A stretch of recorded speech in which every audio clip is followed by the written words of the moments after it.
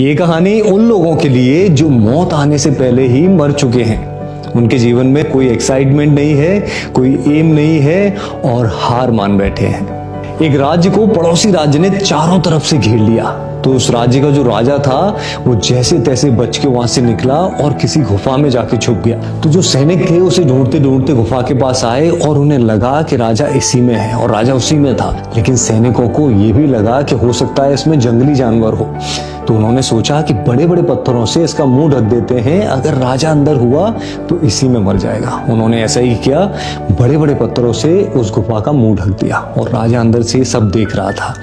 तो राजा ने सोच लिया कि मुझे इसी में ही मरना पड़ेगा। 2 दिन हो गए उसको उसमें। वो सोचता रहा कि अब मेरी मौत करीब आ रही है। फिर राजा को अपनी माँ की कही हुई एक बात याद आई। माँ कहती रहती थी कि कुछ तो कर, यूं ही न मर। जैसे ही वो बात याद आई, राजा ने सोचा कि मरना तो है ही, एक बार ट्राई कर लेते हैं इन पत्थरों को उठाना। उन पत्थरों को उसने हटाया, वहां से जैसे ही निकला, फिर उसके बाद जो दोस्त राज्य थे उनमें गया और राजाओं को इकट्ठा करके उसने अपना राज्य वापस ले लिया। अब एक कहानी हमें सिखाती है कि अगर हम पहले ही हार मान के बैठ जाएंगे तो हमारी जीतने की पॉसिबिलिटी 0 हो जाती है।